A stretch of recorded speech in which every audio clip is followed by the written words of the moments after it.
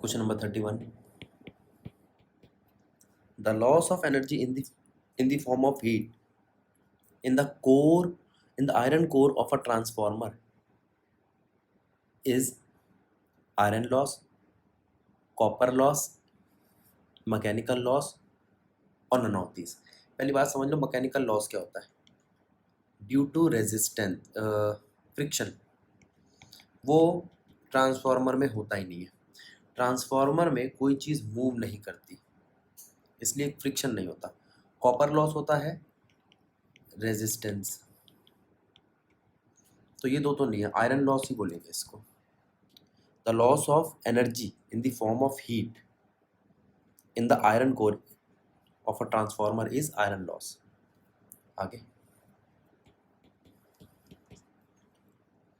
Question number 32. An alternating current generator has an internal resistance RG. अच्छा ठीक है. And an internal reactance XG.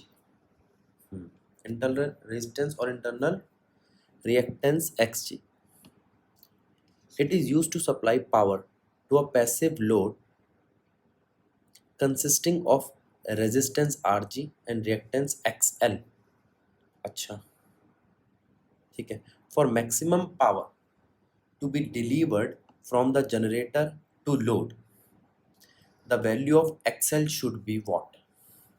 देखो भैया, यहाँ पर हम बात करेंगे मैक्सिमम पावर की. अगर मैक्सिमम पावर जनरेट करनी है, आप आर को तो भूल जाओ, आपका XL प्लस XG जो भी है वो XL प्लस XG 0 होना चाहिए.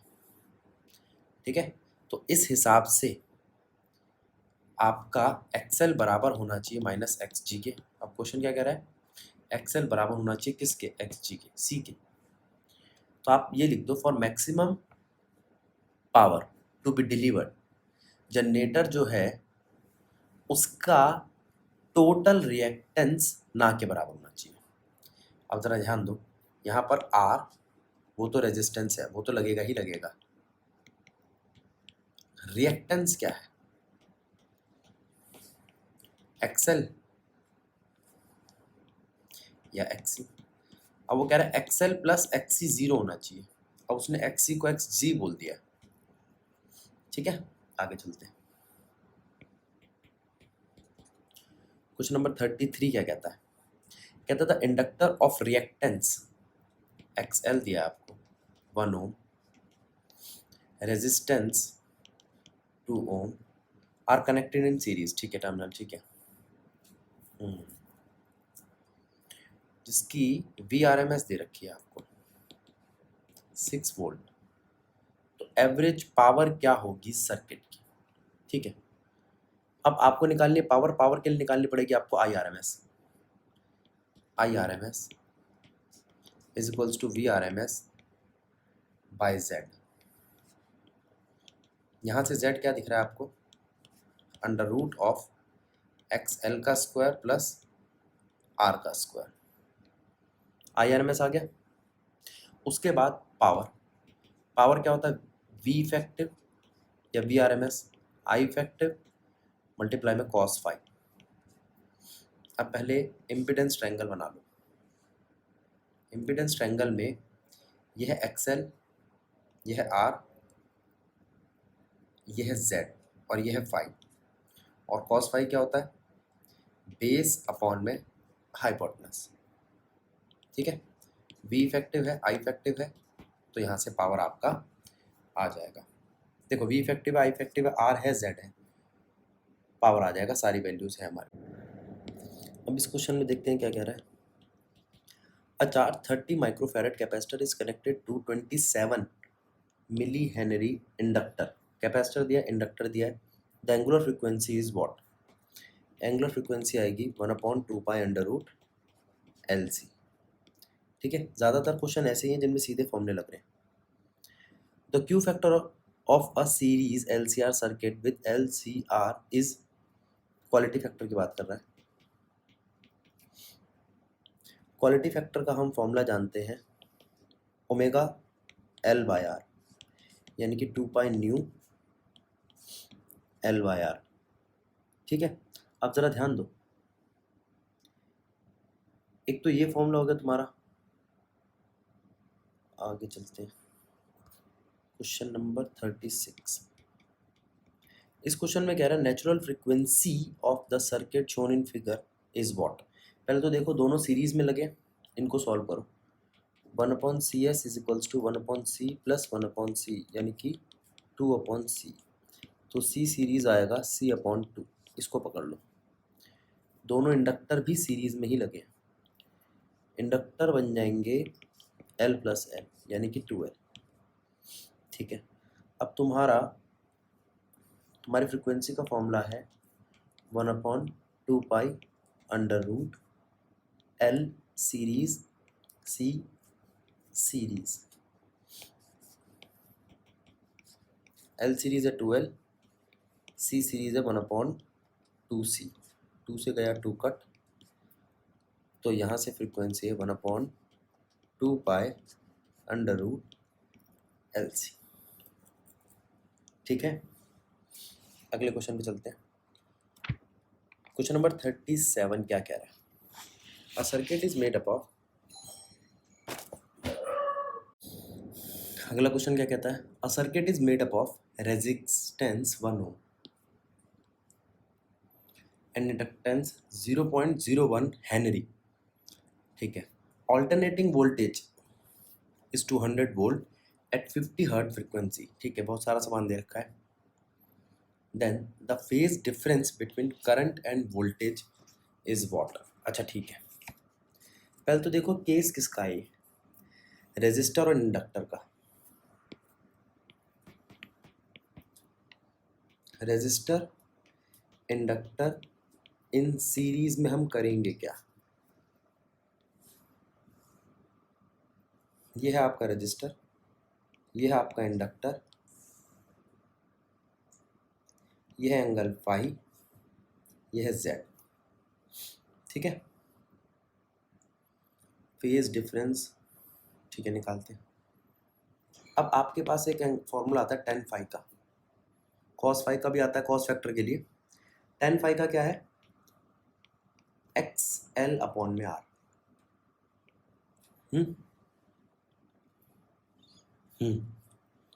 XL को क्या लेंगे? Omega L। देखते सॉल्व होता है कि नहीं। 2 न्यू L/R। न्यू कितना दिया? 50। बहुत सारा सामान दिया, उसको देखते हैं पहले। 2 50, L कितना है? 0.01 R1। 50 को 2 से मल्टीप्लाई करेंगे 100 आ जाएगा, 100 को से मल्टीप्लाई करेंगे 1 आ जाएगा, पाई आ रहा है हमारा। tan phi is equals to pi, tan inverse pi. ये आंसर होना चाहिए इसका, क्वेश्चन नंबर 37 का। चेक कर लेना बेटा कोई कैलकुलेशन मिस्टेक हो तो। When AC source of voltage V is equals to V naught sin omega t is connected across a circuit of phase difference between the V and I in the circuit is observed to be pi/4। ठीक है, as shown in figure, if the circuit consists possibly only RC RL LC in series, ठीक है, find possible values of two element। भाई यहाँ पे वो कह रहा है करंट लीड कर रहा है, ठीक है, फिगर के हिसाब से करंट लीड कर रहा है, तो कैपेसिटर का केस हुआ। पहले तो ये बोलो, as current lead V, that is it is a case of capacitor. अब उसकी बात सुनो, यहाँ RC हो सकता है, RL हो सकता है, LC, तो ये RC है। R और C का केस है, ये तो पता चल गया। अब R और C का केस है तो लगाओ फॉर्मूला। क्या करेंगे भैया? ये तो गए, 2 बच रहे हैं ऊपर के। और उसने कह दिया है कि आपका फेज है पाई है π/4। π/2 तो 90 होता है, 10 π/4 कितना होगा?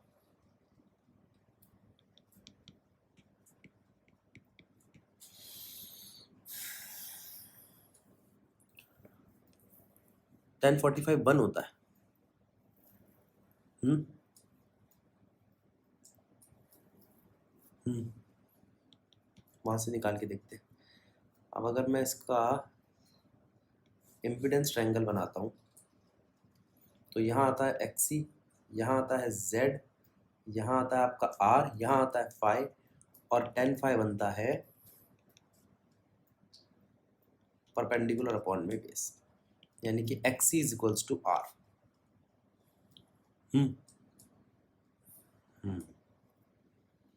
एक्सी क्या होता है? 1/ω/c is equals to are.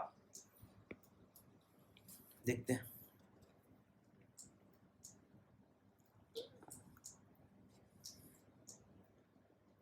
Are की वैल्यू दे रखी है, सी की वैल्यू दे रखी है, ओमेगा की वैल्यू भी दे रखी है 100, ये दी। चलो हो गया काम। ओमेगा की वैल्यू दे रखी है 100। अब हो जाएगा, देखो 100, सी कहाँ है? सी सी सी सी एक बारी 10 रखता हूँ, एक बारी 1 रखता हूँ। 10 माइक्रोफैरेड, तो आर कितना आएगा? 10 की पावर 3 ओम। चेक करो, आर 10 की पावर 3 ओम दिया, किलो, 1 किलो। तो इसका आंसर होना चाहिए ए। क्वेश्चन नंबर 38 का आंसर चेक कर लेना बेटा, कैलकुलेशन में मिस्टेक हो सकती है, ठीक है। एक तो पावर सिर्फ 10 का ही फर्क है, तो चेक कर लेना एक बारी। जो मेन चीज समझने वाली है वो है आपको 10 फाई निकालना है। फाई उसने π/4 दे रखा है। ओमेगा की वैल्यू कहाँ से निकाली है? V0 sin ओमेगा टी से। जब 10 π/4 दे रखा है तो इम्पीडेंस ट्रायंगल बनाना पड़ेगा। इम्पीडेंस ट्रायंगल में एक्सी और आर का काम चलेगा। ये सारी बातें ध्यान देने की थी। अगला देखते हैं, LCR सर्किट दिखा रखा है, फ्रिक्वेंसी दे रखी है, वोल्टेज दे रखी है। तो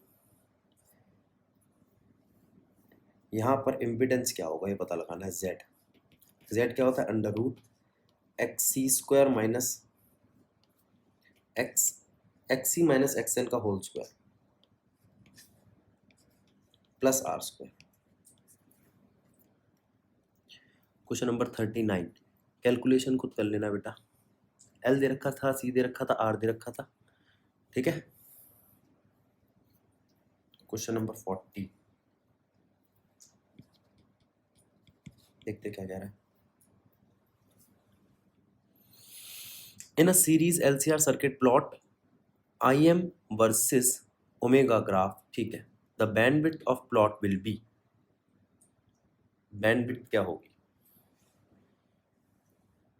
यहां पर आपको क्या क्या चीजें दी हुई है?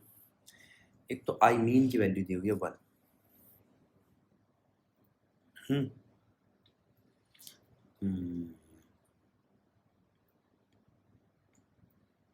ठीक है, और क्या दिया?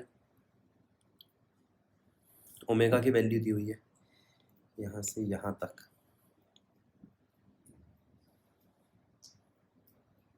चेंज इन ओमेगा,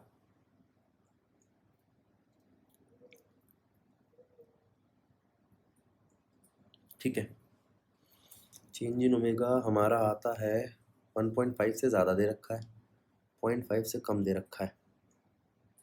अच्छा, बैंडविड्थ निकालने को कहा है उसने। बैंडविड्थ होता है, तो एक काम करो, पहले यहाँ पे आई मीन की वैल्यू निकालो। चलो देखो, हम जानते हैं करंट होता है, करंट पीक का √2। करंट पीक कितना दिया हुआ ऊपर क्वेश्चन में? 1/√2।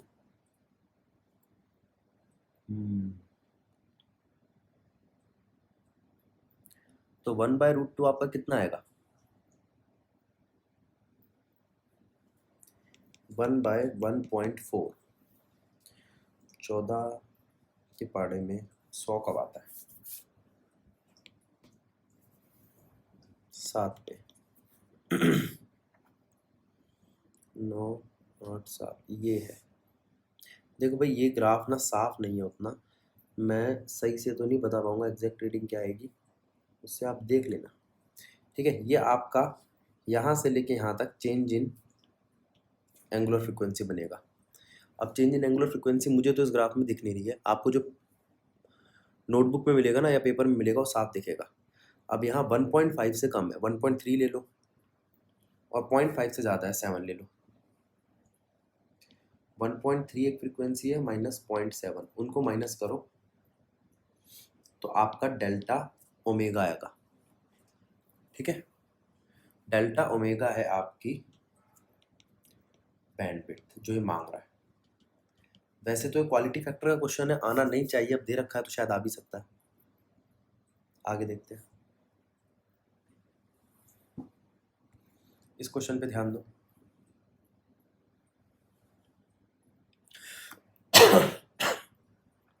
the line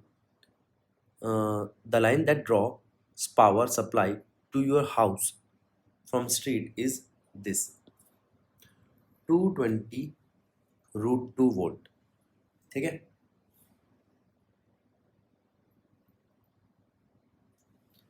अच्छा, इससे आपको पता क्या चलता है?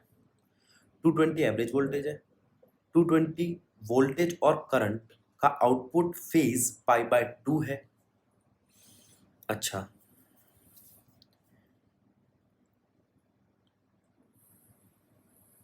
नहीं भाई, ये ना इस तरीके से लिखा हुआ है, मैं ना समझ नहीं पाया।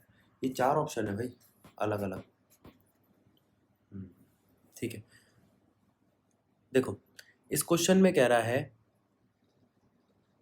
जो हमारे घर में पावर सप्लाई होती है वो 220√2 वोल्ट की होती है, नहीं 220 वोल्ट की होती है वो, ये √2 नहीं आएगा। आगे 220 वोल्ट एवरेज वोल्टेज होती है उसकी, एवरेज नहीं होती, आरएमएस होती है।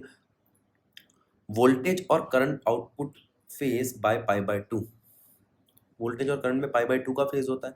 वोल्टेज और current possibly differing in a phase between π/2, ये ठीक है, ठीक है। तो आप क्या कहोगे, जो आपके घर में करंट आता है उसके बीच में डिफरेंस होता है, फेज डिफरेंस, वो फेज डिफरेंस 90 डिग्री से कम का होता है, वो फेज डिफरेंस 90 डिग्री से कम का होता है। और आपके यहाँ पर कुछ रेजिस्टेंस पैदा करने के लिए या यहाँ पर कुछ ना कुछ रेजिस्टेंस रखने के लिए ये फेज डिफरेंस रखा जाता है, इसे फेज कहते हैं। ऑप्शन डी होना चाहिए। अगला क्वेश्चन देखते हैं, ग्रेविटी के खिलाफ जा रहा है क्वेश्चन, पूरा ही टेढ़ा कर दिया। देखते हैं, an alternating current of RMS value 10 ampere passes through a resistance of 12 ohm. The maximum potential difference across the resistor is what? आपको R दिया है, I दिया है पहले, और मैक्सिमम पोटेंशियल मांगा है। पहले आप इन दोनों से मैक्सिमम करंट निकालो। IRMS होता है I max बाय √2, तो I max क्या हो जाएगा?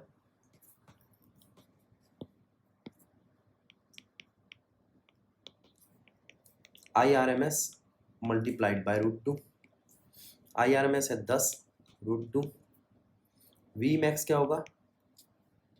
I max मल्टीप्लाई में R, 10√2 मल्टीप्लाई में R कितना है? 12।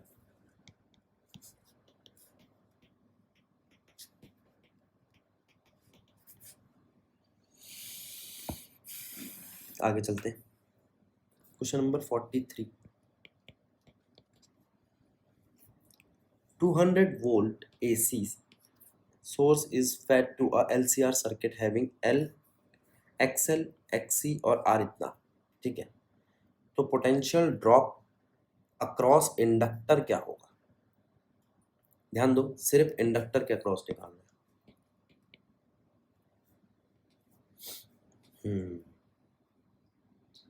ठीक है, सबसे पहले तो आपको Z निकालना होगा।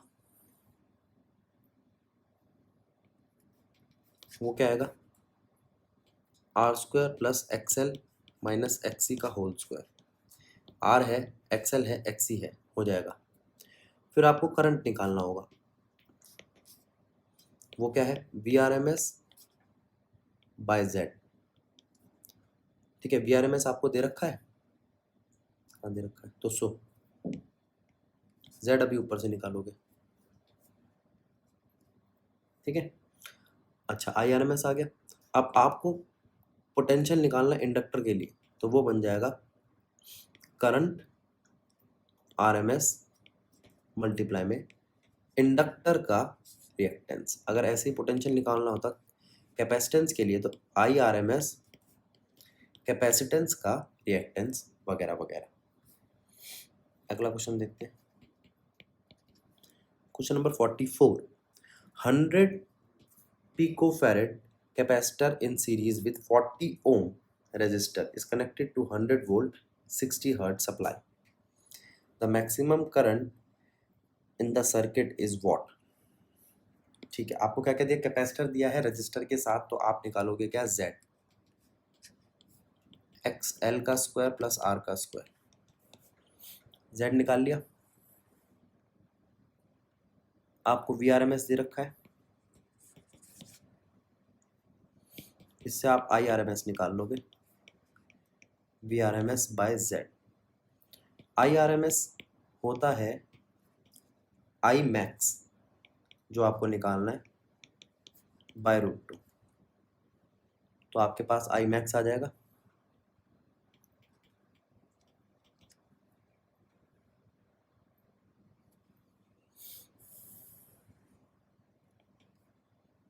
आई आर एम एस मल्टीप्लाई में √2, एक बार चेक कर लो, ये मांगा उसने, हाँ मैक्सिमम करंट।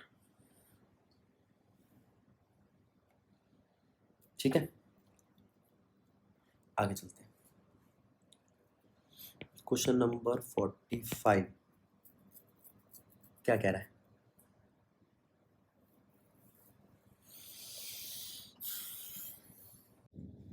अब यहाँ पे जो आपको वेव दिखाई दे रही है, ये स्क्वायर वेव है। ठीक है, जो वी नॉट वैल्यू रखती है t/2 टाइम तक, और t तक 0 वैल्यू रखती है, फिर वी नॉट वैल्यू रखती है t/2 टाइम तक, फिर 0 वैल्यू रखती है, और ये सिस्टम चलता रहता है। ये भी साइनोसाइडल ग्राफ है।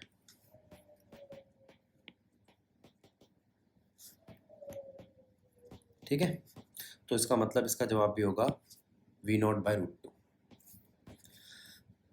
वो कह रहा था the RMS value for potential difference with this graph is what. देखो भाई, ये है हमारा ग्राफ,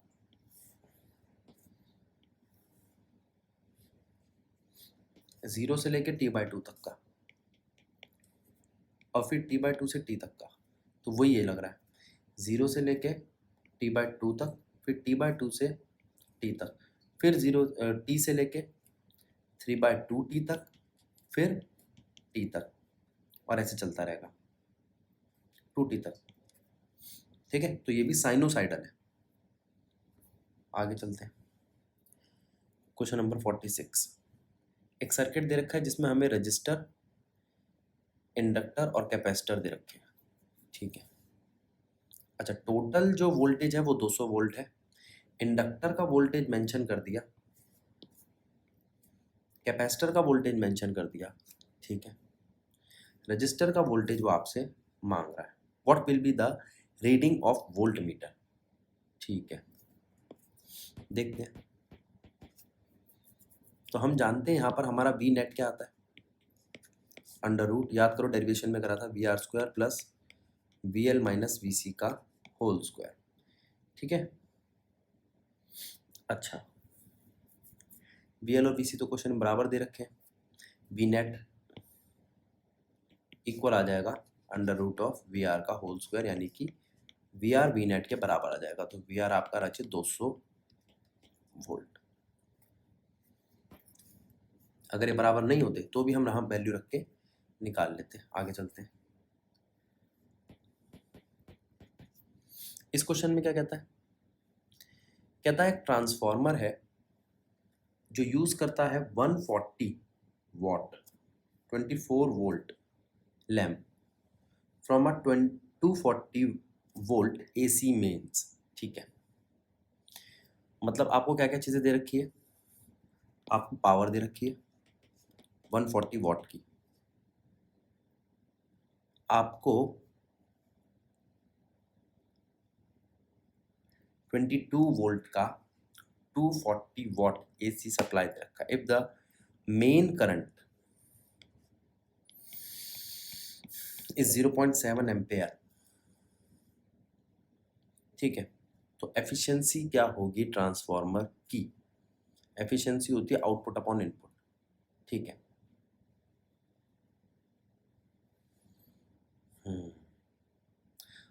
ट्रांसफॉर्मर जो यूज करता है वो 140, transformer is used to light 140, इसका मतलब ये P आउटपुट है। करंट कितना है उससे हम P इनपुट निकालेंगे, V इनपुट मल्टीप्लाई में I इनपुट। V इनपुट कितना दिया? 240 और करंट दिया 0.7, इसको मल्टीप्लाई करना पड़ेगा। अब हमारी एफिशिएंसी आ जाएगी P आउट बाय P इन। ठीक है, परसेंटेज में दिया तो 100 से मल्टीप्लाई करना पड़ेगा। ये ध्यान दे लेना, अगर यहाँ परसेंटेज में सारे ऑप्शन दिए हैं तो आप उसको 100 से मल्टीप्लाई करके एफिशिएंसी की भी परसेंटेज निकाल लो। ठीक है, अगला क्वेश्चन देखते हैं। Question number 49, 220 volt AC line voltage that we received in our home is, वो क्या होती है? जो 220 वोल्टेज होती है वो RMS वैल्यू होती है, पीक वैल्यू नहीं होती। ठीक है, आगे चलते हैं। An alternating current in a circuit is given by I is equals to this. पहले तो इसको लिखना सीखो। I is equals to I naught sine omega T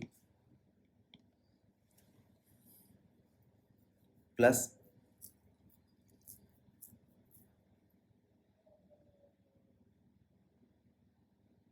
अब इसको फाई लूं यानी कि फेज। ठीक है, तो the RMS value and the frequency of current is what? अगर आपको IRMS निकालना है तो वो होता है I नॉट बाय रूट 2। इस इक्वेशन को कंपेयर करने से आपको I नॉट मिलता है 20 रूट 2, और दूसरी चीज क्या मांगी है उसने? फ्रीक्वेंसी। तो ओमेगा दिया हुआ है आपको क्वेश्चन ने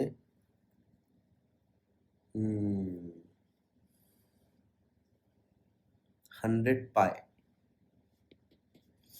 और ओमेगा होता है 2 पाई न्यू, यानी कि 100 पाई के इक्वल।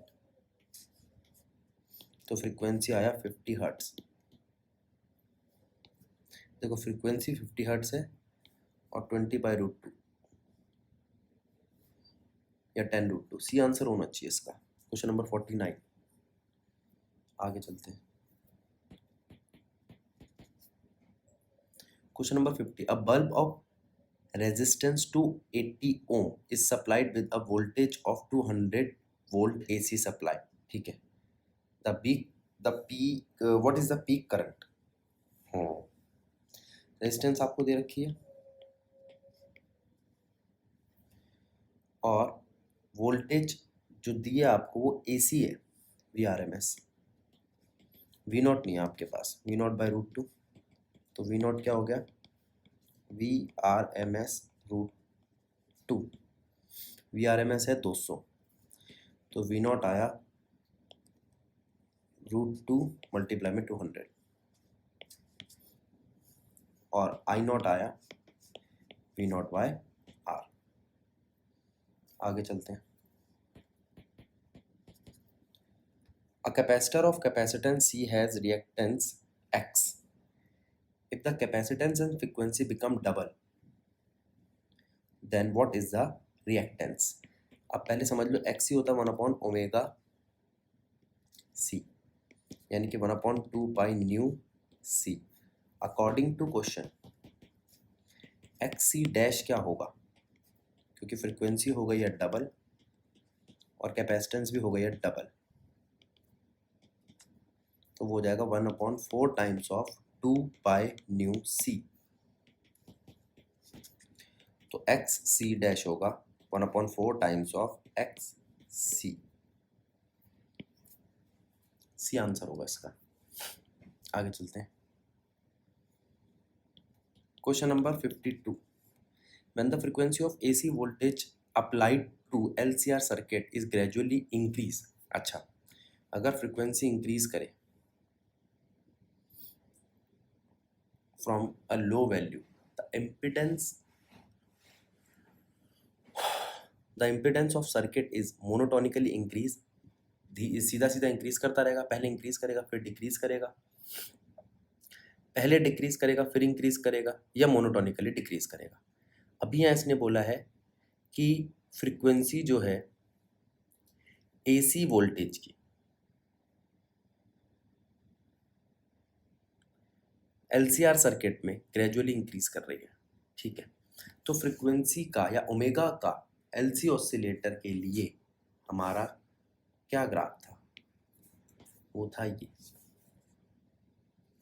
करंट का फ्रीक्वेंसी के साथ ग्राफ, ओमेगा के साथ ग्राफ, ये होता है।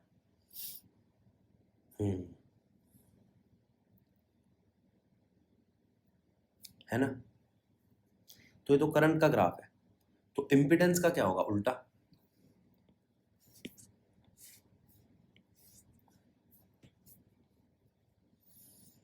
तो पहले डिक्रीज फिर इंक्रीज, सी ऑप्शन होना चाहिए।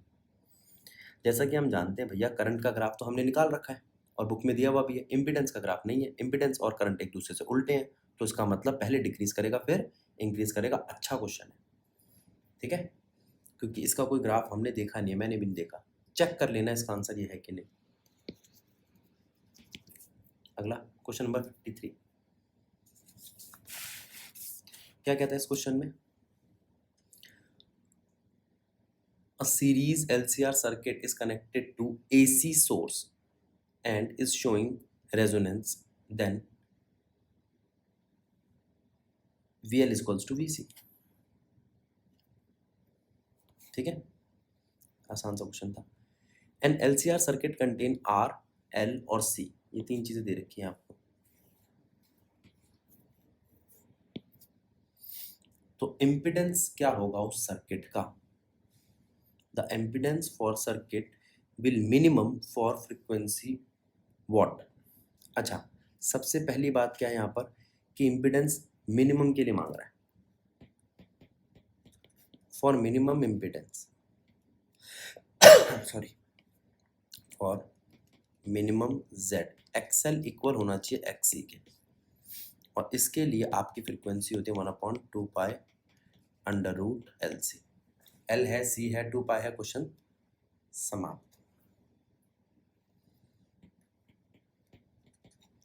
Question number 55।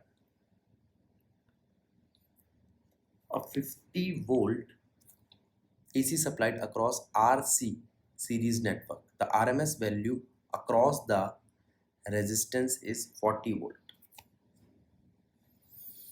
ठीक है, एक 50 वोल्ट की AC supply,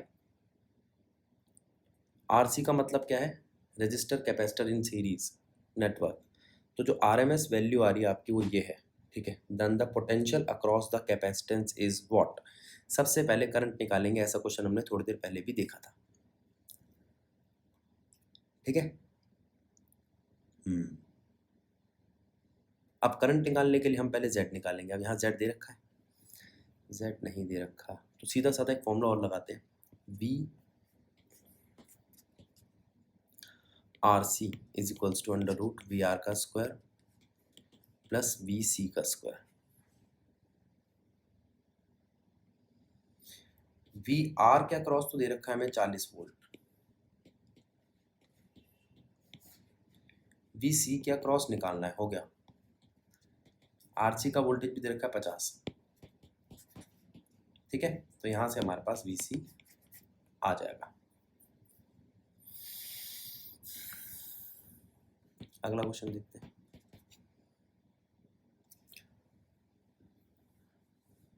the turn radio of transformer is 1:2।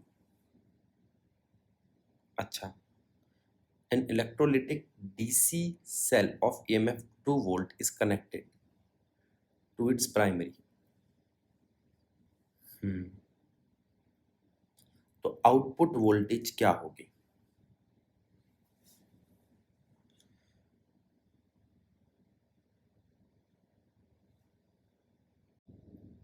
अब इस तरीके के क्वेश्चन में सिर्फ इस चीज पे ध्यान दो कि इलेक्ट्रोलिटिक डीसी सेल 2 वोल्ट का कनेक्ट किया गया प्राइमरी से।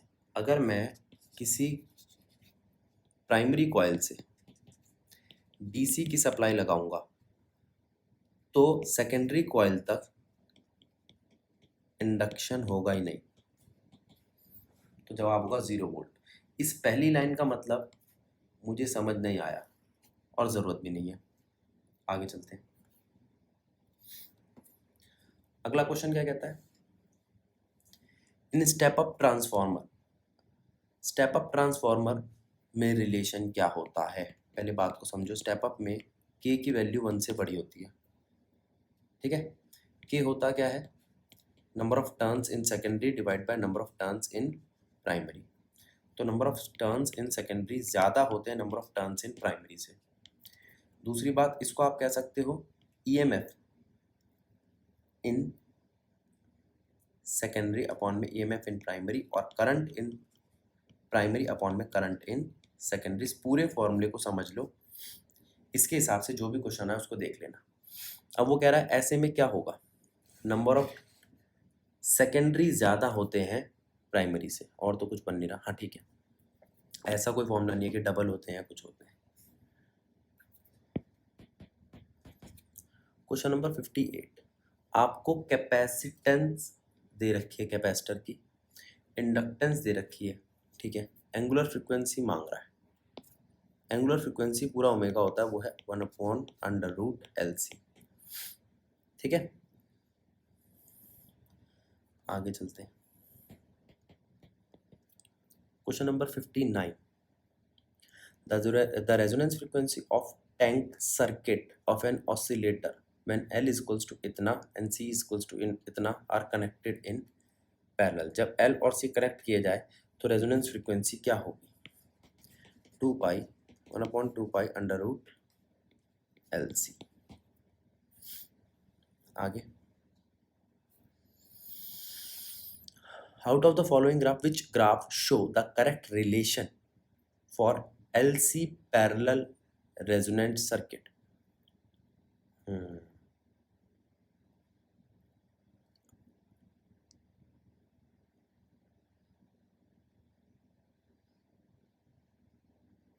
यहाँ पे आपको करंट और फ्रीक्वेंसी के ग्राफ दिए, और करंट और फ्रीक्वेंसी के ग्राफ के हिसाब से